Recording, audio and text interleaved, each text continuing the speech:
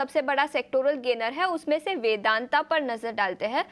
करीब 5 से 5.5% की तेजी यहाँ पर दिखी है।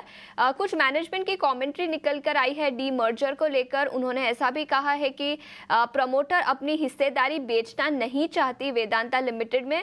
डी मर्जर इस साल FY25 में खत्म होता हुआ नजर आएगा।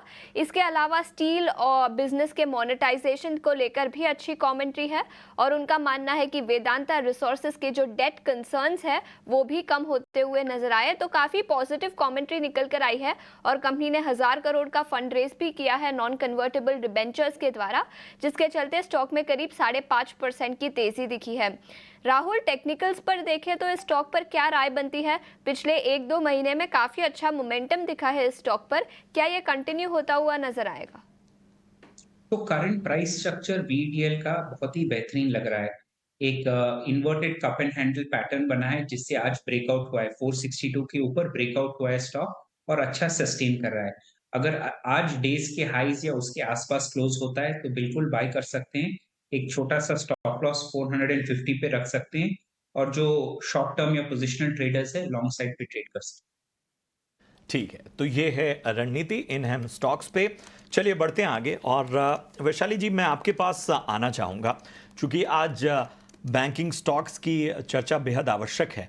दो बैंकिंग स्टॉक्स की यहाँ पर मैं विशेष रूप से चर्चा करना चाहता हूँ और इसलिए क्योंकि मैं देख पा रहा हूँ कि तमाम जो हमारे इन्वेस्टर्स हैं, जो दर्शक हैं, वो इन दो स्टॉक्स को लेकर लगातार उनके सवाल हैं, वो इस पे थोड़ा नज़रिया जानना चाह रहे हैं।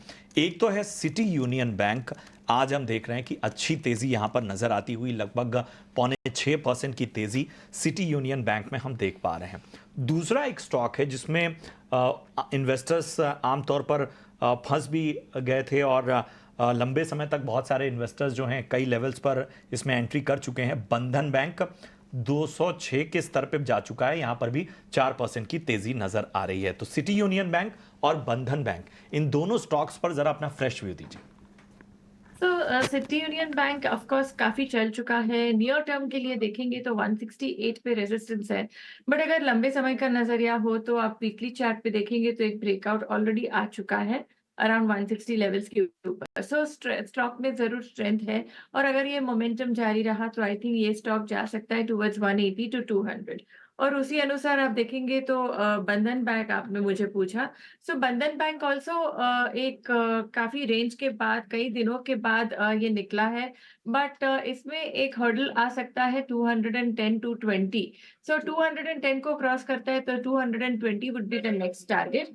तो दोनों स्टॉक्स में मुझे रिवर्सल की साइन दिख रही है। तो आई थिंक मेरा व्यू ओवरऑल बैंकिंग सेक्टर में पॉजिटिव है, तो ये स्टॉक्स भी अच्छे से बाउंस देने चाहिए। तो नजरिया सकारात्मक का इन दोनों स्टॉक्स पर एक खास रणनीति के तहत आपको आगे बढ़ना होगा। जो आगे के लक्ष्य हैं वो भी आपके सामने वैशाली जी ने रखे।